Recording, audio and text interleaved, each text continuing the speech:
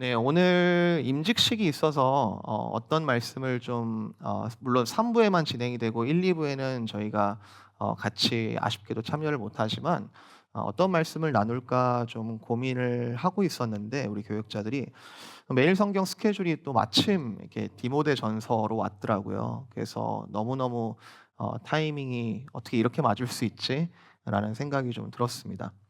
그래서 11 월에 저희가 금요일부터 우리 디모데 전서부터 시작해서 그리고 디모데 후서까지 바울 사도가 디모데에게 쓴 2개의 편지를 묵상하는데요. 저는 일단 오늘 좀 흔히 오해가 되는 포인트로부터 좀 말씀을 시작해 보려고 합니다. 바울의 여러 편지들 중에서 여러 편지가 있어요. 근데 그중에 디모데전서와 디모데후서는 바울이 인제 자기와 같이 복음 사역을 맡기는 또 부탁하는 그런 후배 목회자라고 할 수 있는데 그 동역자인 디모데에게 썼다라고 해서 목회서신이라고 많이 불러요. 목회서신. 디모데전서, 후서 그리고 다른 디도라는 또 다른 목회자에게 보내는 그런 서신들을 목회서신이라고 부르는데 이 이름에 좀 오해가 있을 수 있겠다. '아 목회서신은 목회자에게 쓰는 서신인가 보다. 목회자들이 좀 특별히 더 읽으면 좋은 서신인가 보다.' 예 저는 이 목회서신을 보는 2가지의 좀 극단이 있을 수 있겠다 싶어요. 여러분 한번 생각해 보세요. 한쪽 극단은 교회의 목회자와 소위 평신도 사이의 위치를 상하 관계로 굉장히 뚜렷하게 나눠서 보는 극단이 있어요. 이런 관점에서는 큰 틀에서 예수님께서 모든 인류를 사랑하셔서 구원하셨다라는 거에 대해서 부정하지는 않는데 그중에 목회자의 영역이 좀 따로 있고 또 평신도의 영역이 따로 있다라는 아주 이상한 시각이 편견으로 자리 잡게 됩니다. 목회서신? 그건 목회자들이 주로 읽어야 되는 좀 특별한 책인가 보다. 또 반대쪽 극단은 어떤 극단이냐면 교회 목회자와 또는 임직자 그리고 소위 인제 평신도 사이에는 아무 구분이 없다. 다 똑같이 부르시는 거 아니냐.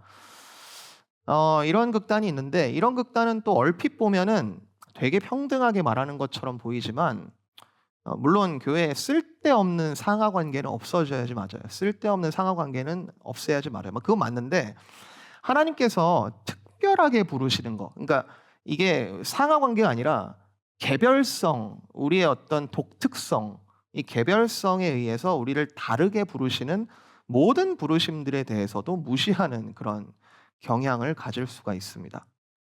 이쪽 극단의 진짜 문제는 뭐냐면 그 개별적인 부르심, 특별한 독특한 그런 부르심들이 나에게도 얼마든지 있을 수 있고 좋은 의미에서 고민하게 하실 수 있는데 예수님께서 우리 모두를 다 공평하게 동일하게 위치해 놓았다고 여기면서 부르심 자체를 희석해 버리는 거죠.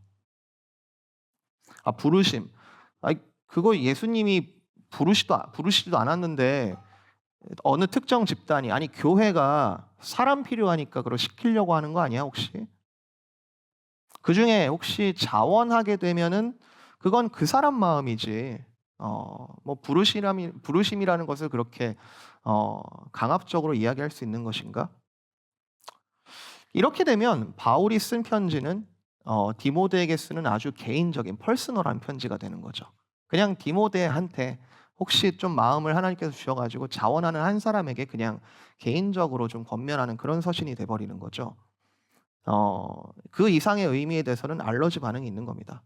이런 거는 임직자들, 목회자들이나 고민할 일이고 나는 그냥 건강한 말씀 전하는 교회에서 편하게 만족하면서 신앙생활을 하겠다. 이 두 극단. 왜 이런 생각이 생겼을까? 좀 고민이 많이 됐어요. 왜 이런 현상이 생길까? 여기서 제가 생각을 계속 이어가다 보니까 좀 목회라는 말과 부르심이라는 단어 사이에 좀 혼동이 우리가 있지 않나 이런 생각이 좀 들었어요. 이 첫 번째 극단은 부르심에 대해서 목회자들과 평신도 사이를 아주 상하 관계로 뚜렷하게 갈라놓고 성경적인 부르심이라는 것, 성경적인 어떤 부르심이라는 그 단어 자체를 목회적인 특별한 부르심이라고 이렇게 밀어놓는 거죠. 이 성속 이원론, 성스러운 것과 속한 것이 완전히 갈려져 있다. 이런 이제 세계관 쪽에서 얘기하는 건데 성속 이원론하고 굉장히 비슷하고요. 두 번째의 극단의 문제점은 부르심이라는 단어하고 내가 발런티어한다, 자원한다라는 것하고 혼동하는 거예요. 그러니까 실제로 이런 일이 많아요. 주님께서 우리를 부르시는 것과 우리가 자원한다는 것은 믿음 안에서 일치한다는 게 성경의 가르침이거든요. 부르시는 사람은 그 부르심에 합당하게 믿음으로 자원하게 되고, 자원하고자 하는 자에게 주께서 부르심을 더 강화시켜주는, 그게 성경적인 가르침인데, 가끔씩 이런 분이 있어요. 부르지 않았는데 자원하는 분이 있어요. 다른 분이 아니라 목회자 중에도 많습니다. 제가 좀 웃으면서 얘기하지만 부르지 않았는데 자원하는 분이 있고요. 또 반대로 불렀는데 개인적인 발런티어라는 부분을 더 높은 가치로 놓고 불렀는데 거부하는 경우도 있습니다. 근데 여러분, 부르심을 얘기하려면 콜링, 부르심을 이야기하려면 목회라는 단어에서 출발하면 안 되고 그리스도로부터 출발을 해야 돼요. 우리가 지난번에 교회의 진심 이런 얘기 나눴잖아요. 교회의 진심은, 교회의 코어는, 파운데이션은 그리스도다. 우리가 그런 얘기를 했었었는데 그리스도를 만나면 여러분 변화가 생겨요. 맞죠? 맞아요? 아니에요? 그리스도를 만나면 변화가 생겨요. 여러분 경험하셨잖아요. 어떤 변화를 주시는가? 저 같으면 좀 죄송합니다. 제 솔직한 표현인데 그리스도를 만났다고 했는데 아무것도 변하지 않았다라고 하면 저는 안 믿어요. 그리스도께서 나를 만나셔가지고 근데 내가 아무것도 안 변했다 하면 저는 못 믿어요. 나를 낮추시든지 나를 부수시든지 나를 높이시든지 나에게 안식 주시든지 나를 만드시든지 바꾸시든지 어떠한 방향으로든 그리스도는 우리를 바꾸시는 분이시잖아요. 변화를 주신단 말이에요. 근데 오늘 본문에서 우리가 보겠지만 그 변화, 그리스도를 만나서 생기는 그 변화라는 것과 우리의 부르심이라는 것이 성도에게는 아주 깊이 연관이 되어 있다라는 것을 우리가 오늘 본문에서 좀 보려고 합니다. 혹시 아까 제가 상정한 그 양극단에 서서 의심의 눈으로 이 말씀을 바라보고 계시는 분이 계시다면 좀 잠깐 마음을 내려놓고 이제 갓 예수님을 만나서 모든 것이 궁금한 그 어린아이와 같은 마음으로 좀 말씀을 한번 따라가 보셨으면 좋겠어요. 여러분의 예수님에 대한 첫 만남을 좀 생각해 보셔도 좋겠고요. 자, 오늘 말씀은 이렇게 갑니다.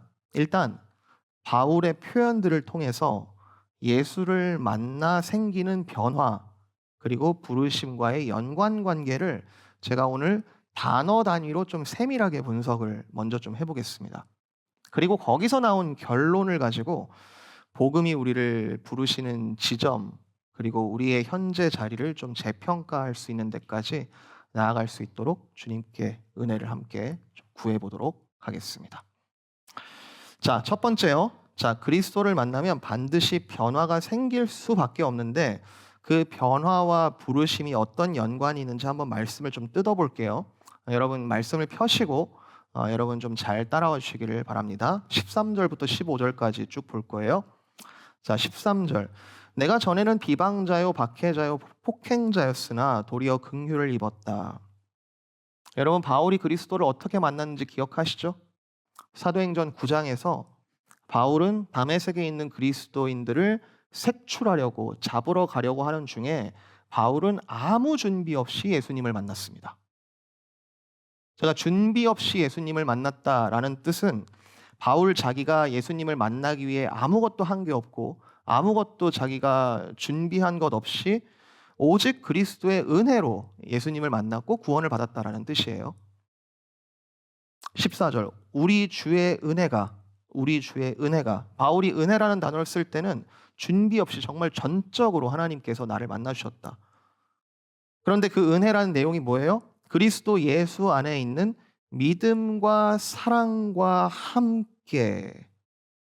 그러니까 그리스도의 은혜라는 것은 믿음과 사랑과 함께, 믿음과 사랑을 동반하는 것인데 이게 어느 정도로 우리에게 동반하는 것이냐면 넘치도록 풍성하였다. Overflowed for me. Overflowed for me. 물이 넘치는 거죠. 물이 넘치는 거죠. 컨트롤이 안 되도록 물이 넘치는 거죠. 은혜가 주어지면 우리는 믿지 않을 수 없고 사랑하지 않을 수 없는데, 이 은혜라는 게 우리가 가지고 있는 통 안에서 겨우겨우 막 애를 써가지고 겨우겨우 이렇게 기준을 채우면 그때부터 믿음과 사랑이 작동하는 게 아니라, 내가 I received mercy, 나는 이 긍휼함을 입었다, 나는 자비로움을 입었다, 불쌍함을 입었다. I received mercy, 내가 긍휼함을, 불쌍함을 입은 것이다. 지금 바울이 아주 축약해서 얘기하고 있지만 내가 예수를 만났을 때 어떤 변화가 생겼는지를 지금 몇 단어를 가지고 이야기를 하고 있는 겁니다. 15절, 미쁘다 모든 사람이 받을 만한 이 말이요. 바울은 이게 지금 자기가 받은 이 넘치는 은혜에 대해서 나한테만 이루어진 특수한 일이 아니고 모든 사람이 받을 만한 말이라고 지금 선언을 합니다. 바울이 왜 선교를 하죠? 바울이 왜 선교를 하고 있죠? 이것 때문에 그래요. 이게 나한테만 일어난 특수한 일이 아니라서. 그리스도 예수께서 죄인을 구원하시려고 세상에 임하셨다. 모든 사람이 받을 만한 이 말이요, 그리스도 예수께서 죄인을 구원하시려고 세상에 임하셨다. 내가 하나의 케이스인 건데, 바울, 내가 하나의 케이스인 건데 그 이름을 믿는 모든 죄인들을 13절 긍휼하게 여겨 주시려고, 14절 은혜 주시려고 오셨다. 바울은 그거 전한 거죠. 그죠? overflowing grace. 정말 넘치는 은혜에 대해서 그거 전하고 다니는 거죠. 자, 여기까지 13절부터 15절을 제가 리프레이즈 해보면, 정리를 하면, 바울은 자기 자신은 어떤 사람이냐면 값없이 은혜가 주어져서 믿음과 사랑이 넘치게 되었는데, 사실 자기는 어떤 사람이었냐면 비방자요, 박해자요, 폭행자요, 죄인이었는데 은혜가 주어지니까 그제야 내가 넘치는 은혜로 뼈저리게 알게 되었다. 이렇게 나를 긍휼하게 여겨주셔서 변화를 주신 분이 누구시냐? 죄인을 구원하시려고 세상에 임하신 예수 그리스도다. 여러분, 우리가 이거 믿는 거 아니에요? 맞죠? 여러분, 맞아요? 동의가 되세요? 너무 좋지 않아요? 우리가 이분 믿는 거고, overflowed mercy, overflowed grace, 정말 넘치는 은혜로 이 복음의 변화를 아주 축약해서 표현하고 있는 거죠. 우리가 이분을 믿고 있는 거죠. 우리도 다 동의가 될 겁니다. 자, 근데 이 변화가 부르심하고 어떤 연관이 있냐면요, 16절 그러나 내가 긍휼을 입은 까닭은, 자, 긍휼 입었다고 앞에 다 얘기했어요. 긍휼을 입은 까닭은 이유가 있다. 변화의 이유가 있다. 나에게 긍휼과 자비를 베푸신, 은혜를 베푸신 이유가 뭔가가 있다. 16절 까닭은 예수 그리스도께서 내게 먼저 일체 오래 참으심을 보이사 후에 주를 믿어 영생 얻는 자들에게 본이 되게 하시려고. 저는 이게 좀 또 오해가 많은 단어라고 생각하는데요. 본. 좀 부담스러운 단어죠. 본이 된다. 좋은 단어긴 한데요. 좋은 단어예요. 근데 원래 원어에서는 프로토스라는 단어인데 이게 무슨 단어냐면 1차적으로 그냥 먼저라는 뜻이에요. 영어로 the foremost, 먼저, 첫 번째라는 뜻이에요. 그러니까 사실 본이 된다라는 말은 좀 해석이 가미된 이제 표현인데 원래 의미로는 나를 먼저 세우셨다, 이런 뜻이에요. 나중에 주를 믿어 영생 얻게 하실 자들에 앞서서 나를 먼저 세우셨다. 여러분, 이게 한글 성경이 잘 안 보이는데 15절에 유명한 표현이죠. 내가 죄인 중에 내가 괴순이라. 이거는 한국어의 해석자가 가미된 번역이에요. 여기도 원래 단어가 프로토스예요. 먼저. 죄인 중에 내가 제일 앞에 있었다. 죄인 중에 내가 제일 먼저 있었다. 죄인 중에 내가 대장이다. 이러니까 이제 괴수라는 말을 쓴 것 같은데, 근데 이제는 예수 그리스도를 만나서 받을 자, 이제 나 뒤에 은혜를 받을 자 중에서 나를 제일 앞에 세우셨다. 죄인 중에 제일 앞에 있었던 나를 은혜 주셔서 이제는 은혜 받을 자들의 제일 앞에 나를 세우셨다. 자, 저는 이 말씀을 이렇게 이해합니다. 예수께서 우리 가운데 은혜로 이루시는 변화는 바울의 설명에 따르면 그 자체로 이쁘고 멋진 상태로 고정적이지 않아요. 이유가 있어요. 저와 여러분을 구원하신 이유가 있다고요. 아직 긍휼이 필요한 자들 앞에 먼저 세우시는 이유가 있다고요. 그것은 곧 이 은혜를 전달하기 위해서다. 뭘 전달하죠? 이미 받은 그거요. 넘치고 있는 그거요. 다 주워 담을 수 없는 그 넘치고 있는 그 사랑과 믿음과 은혜 그거요. 그거를 전달하려고 주께서 나에게 긍휼을 베푸셨다. 13절에 긍휼, 14절에 풍성한 믿음과 사랑, 12절에는 능력, 나를 능하게 하신 그리스도 예수 능력. 또 중간에 이 12절 중간에 나를 충성스럽게 여겨. 이거는 faithful, 신실함이라는 뜻이죠. 나를 충성스럽고 신실하게 만들고 나에게 능력 주시고 긍휼과 은혜와 믿음과 사랑을 주신 까닭이 있는데 그것은 전달하기 위함이다. 그 전달하는 일에 대해서 이게 어떻게 표현하냐면 12절 또 이거 오해가 많은 단어예요. 직분을 맡기셨다. 직분을 맡기셨다. 영어로 표현합니다. appointing me to his service. 직분이라는 것은 그분의 서비스를 하는 거예요. 그분의 일을 하는 건데 그분이 나에게 하신 일을 전달하는 그 일을 하는 것이다. 직분이라는 단어를 쓰고 있습니다. 자, 최종적으로 정리하면 직분자라는 것은 그리스도를 통해서 변화를 받았는데 그 변화를 전달하는 서비스로 부르심을 받은 the foremost, 먼저 된 자다. 바울의 맥락에서는 이 디모데전서의 바울의 맥락에서는 자기가 디모데 같은 이제 자기 후임 또는 후배 또는 다음 세대를 책임질 그 디모데 같은 나중된 자, 나중될 자들에게 그리스도께서 나를 긍휼히 여기셨던 것처럼 긍휼함을 전달하는 부르심을 따라서 나 자신을 먼저 된 자라고 이해를 하고 있고 그거를 직분이라고 부르고 있습니다. 그리고 나아가서 이 디모데에게 직분자를 세우라. 이제 디모데 전서 뒤의 내용들을 보면은 감독에 대한 이야기, 집사에 대한 이야기, 여러 직분자들에 대한 이야기가 나오는데 직분자들을 세우라. 그게 뭐예요? 교회의 어떤 조직 세우는 일입니까? 교회 체제 세우는 일입니까? 아니요. 그리스도를 전달하는 일을 릴레이처럼 계속해서 이어가 주라. 더 간단하게 말하면 직분자는 그리스도를 전달하는 거예요. 이렇게 남아서 이제 그리스도를 전달한 디모데가 앞으로 하게 되는 일은 바울이 이제 이 배경을 살펴보시면 에베소에 남아가지고 교회를 세워라. 거기 그리스도인들을 세워라. 이거 명령 아닙니다. 하달 아닙니다. 전달하는 거예요. 내가 너를 그렇게 세운 것처럼 내가 곳곳에 사람들을 세운 것처럼 너도 세워주라. 그리스도께서 나와 너에게 은혜 주셔서 변화시켜 주신 것 이거 너와 내가 확인하고 내가 너에게 전달하는 것처럼 전달해 주라. 주의 뜻을 따라서 특별한 부르심 가운데 서는 감독들, 집사들, 장로들에게 그리스도를 잘 전달해 주고 그들이 또한 먼저 된 자가 될 수 있도록 네가 통로가 되어 주라. 18절 19절 아들 디모데야 내가 너에게 이 교훈으로서 명하노니 전에 너를 지도한 예언을 따라 그것으로 선한 싸움을 싸우고 믿음과 착한 양심을 가지라. 명령이에요? 아니요. 전달이에요. 그 전달이 어디까지 왔죠? 여기 필라델피아까지 왔습니다. 지금도 곳곳에 세계 곳곳에 이 전달이 계속 진행되고 있습니다.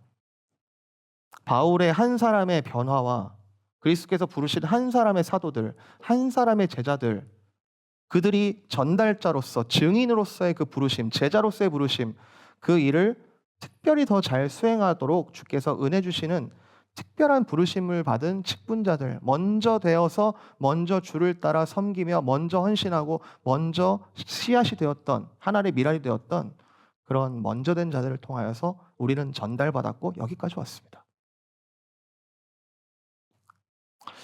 사랑하는 성도 여러분 다시 한번 질문드려요. 이거 목회서신이니까 목회자들만 적용되는 말씀입니까? 몇 분 안 계시지만 목회자 여러분 우리만 본이 되면 되는 겁니까? 우리 성도들이 장차 이어서 본이 될 것에 대한 기대를 가지고 사역을 하십니까? 아니면 애초에 선을 그어 놓으셨나요? 여기 계신 모든 임직자분들에게 질문합니다. 이 말씀은 임직자들만 본이 되라고 세우는 말씀입니까? 여러분에게 임직이라는 것은, 직분이라는 것은 혹시 특권입니까? 아니면 너무너무 부담스러우십니까? 일단 오해를 풀기 위해 여기 이미 임직 받으셔서 정말 그리스도를 닮아 섬기고 계시는 임직자들에게 축복을 먼저 드려요. 여러분, 먼저 된 자로서의 전달자로의 부르심을 여러분 은혜로 받아주시기 바랍니다. 여러분 개인 본이 아니에요. 그리스도를 전달하는 겁니다. 피하다가 어쩔 수 없이 내가 임직받았다라고 은혜를 격화시켜주지 말아주십시오. 긍휼하심으로 먼저 된 자를 세우시는 이유는 나를 불쌍히 여겨주신 것이고, 그리고 나중된 자의 열매를 얻는 것을 우리 주님과 함께 기뻐하기 위함이에요.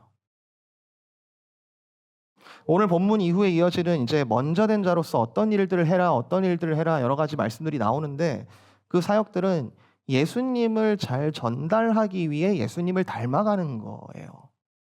하나의 매뉴얼, 하나의 인스트럭션이 아니고 장차 같이 할 것, 장차 그들 또한 나중된 자가 먼저 될 때에 그들 또한 같이 이루어갈 것을 내가 먼저 부름을 받아 먼저 하는 것뿐입니다.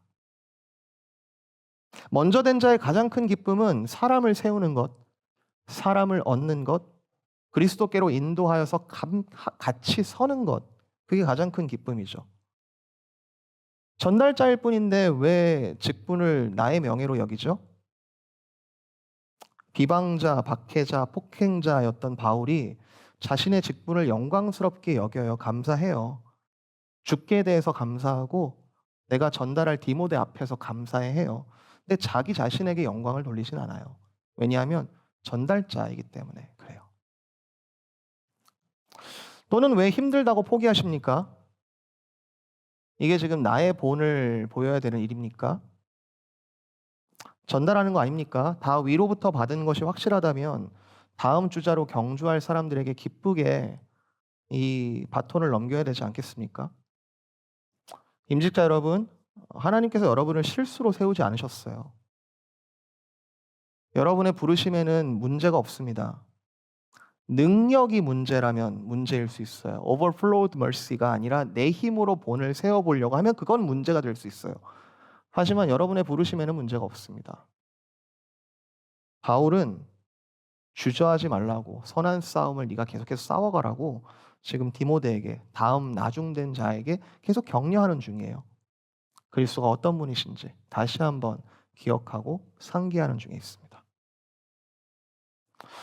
그렇지만 앞서 보았지만 이 부르심이라는 것은 현 시점에서의 우리 임직자분들 또는 목회자에게만 해당되는 부르심이 아니에요. 먼저 된 자의 섬김과 헌신으로 나중된 자가 서게 될 때 나중된 자는 또한 새롭게 먼저 된 자로서 바통을 이어받습니다. 여러분, 주님의 말씀인데 먼저 된 자가 나중되고 나중된 자가 먼저 된다. 그 말씀은요, 둘이 자리가 바뀐다는 뜻이 아니고요, 복음이 이렇게 계속 전달된다는 거예요. 먼저 된 자가 나중되고 나중된 자가 먼저 되고 주 앞에 같이 선다는 거예요. 나누어진다는 게 아니라 먼저 서고 뒤이어서 선다는 거예요. 먼저 된 자는 12절 충성됨, 신실함으로 나중된 자를 그리스도의 부르심을 따라서 세우고, 나중된 자는 먼저 된 자들의 헌신을 통해서 그리스도의 은혜를 전달받고 다시 그 자리에 서게 되는 것. 언제까지요? 그리스도께서 다시 오시는 그날까지 우리는 다 누구만 뛰는 게 아니고 우리는 다 릴레이 주자들이에요. 몇 명만 대표로 뛰는 거 아니에요. 3장 1절 기쁘다 이 말이여 곧 사람이 감독의 직분을 얻으려 함은 선한 일을 사모하는 것이라 함이로라. 이거 특별한 사람한테만 주는 특별한 마음 아니에요. 그리스도로 인하여 변화를 받은 우리 모두가 깨끗한 양심으로 정말 내 앞서서 본이 된 사람들을 본받아 나도 저렇게 걸어가고 싶다라고 하는 아주 보편적인 말씀이에요. 사모하는 것은 선한 마음이다. 그렇지만 지금 꼭 특별한 직분이 아니더라도 본질적으로 우리 모두는 예수를 만나서 이미 변화된 사람들이고 그 부르심의 릴레이 선상에 있다라는 것을 마음에 새길 필요가 있습니다. 여러분 확신하십니까? 내가 지금 직분자가 아니더라도 이미 주님께서 나에게 변화를 주신 그 즉시 나를 이 전달자로 부르셨다는 건 여러분 확신하십니까? 적어도 우리의 아이들, 우리의 자녀들, 여러분 바로 주어져 있잖아요. 누가 전달하겠습니까? 교회에 우리 수많은 교제 나누고 이런 모든 것들 전달의 일들입니다. 성장의 일들이고요. 같이 제자됨에 세워지는 일들이죠. 이 직분에 대해서 역사적으로 너무 오해가 깊어서 우리가 죄성이 있잖아요. 비교의식 그리고 상하관계에 너무 익숙하게 물들어져 있기 때문에 또는 그리스도를 따르는 그 좁은 길에 대해서 누군가에게 몰아주고 싶어 누군가에 몰아주고 싶고 나는 편하고 싶어서 또는 반대로 직분을 이용해서 그리스도의 영광을 스스로 빼서 취하는 일들이 너무 많았기 때문에 이 부르심이라는 단어가 아직도 여러분에게 특수하게 느껴지는지 모르겠습니다. 그런데 장로교의 원리는 영원한 왕, 영원한 선지자, 영원한 제사장 되시는 그리스도께서 그분의 아주 귀한 일들을 그분의 직분을 그를 믿는 모든 자들에게 나누어 주었다는 것에 장로교의 원리가 있어요. 로마 카톨릭하고 교리는 비슷할지 모르겠지만 이 교회 체제에 대해서 교회론에 있어서 아주 분명한 차이가 있습니다. 우리 모두가 부르심을 받은 사람들이에요. 성직자, 성스러운 직분을 받은 사람들 아니에요. 종교개혁자들이 그거 깬 거예요. 만인 제사장, 우리 모두가 부르심을 받은 사람들이다. 그 속에서 은혜로 증명이 된 사람들을 그 속에서 은혜로 먼저 될 사람들을 먼저 된 자로 세워서 하나님의 일하심을 찬양하고 그분들을 본으로 삼아 나중된 자들이 훌륭하게 또 다시 먼저 된 자로 설 수 있도록 은혜를 전달하는 일을 하나님의 교회, 하나님의 공동체 속에서는 계속 이루어지는 것이죠. 그게 직분입니다. 그리스도로 인해 변화를 받았다면 우리 모두는 전달자로의 부르심을 이미 받았고 그 속에 먼저 된 자를 주께서 세우시는 그런 일들은 교회의 복인 것이죠. 사랑하는 우리 성도 여러분, 이렇게 오늘 부를게요. 그 언젠가 누군가에게 또 은혜를 전달해 주실 우리 릴레이 선수 여러분. 본질적으로 우리는 그리스도 없이는 아무것도 할 수 없어요. I can live a day without you. 그런데 그리스도 안에서 모든 것을 할 수 있는 사람들이잖아요. 나 자신을 보면 부족하죠.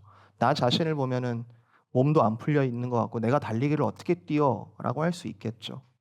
근데 잘 생각해 보세요. 부르심이 문제가 아니라니까요. 능력이 문제예요. 먼저 된 자 바울이 디모데 앞에서 분명하게 가르칩니다. 12절 나를 능하게 하신 그리스도 예수 우리 주께 내가 감사한다. 나를 능하게 하시는. 빌립보서 4장 13절 내게 능력 주시는 자 안에서 내가 모든 것을 할 수 있느니라. 여러분을 구원하신 이유, 즉 부르심에 대해서 여러분 진지하게 이 주님의 말씀이 들렸으면 좋겠고요. 이 길이 좁아 보일지라도 그래서 우리가 같이 가도록 교회로 부르셨습니다. 이 길이 좁아 보이더라도 성령의 도우심을 따라서 귀한 부르심을 앞으로 계속 감당하는 모든 성도님들 되시기를 주님의 이름으로 축복을 드리고요. 또 본질적으로는 다르지 않지만 얼마든지 핑계할 수 있는 삶의 무게에도 불구하고 특정한 기간에 특정한 부르심을 받은 우리 임직자분들을 여러분 축복해 주시기를 바랍니다. 먼저 된 자로서 정말 본이 될 수 있도록 여러분 기도해 주시고요. 그분들이 선한 양심으로 충성된 증거를 받아 그리스도를 위하여 선한 일을 하려는 게 분명하거든. 여러분 같은 부르심 안에서 사랑으로 여러분 협조해 주시고 방해하지 말아 주십시오. 임직자들 또한 은혜가 필요한 사람들이고 혼자서는 아무것도 할 수 없는 사람들입니다. 부르심에 합당한 정말 그리스도의 신실한 전달자, 먼저 세운 자들로 세워 달라고. 그리고 그것이 곧 교회의 복이에요. 그리고 나중된 자들이 누리는 복이에요. 먼저 된 자들이 선다는 것은. 은혜 달라고 여러분 함께 기도해 주십시오. 네, 이 시대를 향한 주의 부르심에 합당한 모든 기쁨의 교회 성도를 될 수 있기를 주님의 이름으로 축복을 드립니다.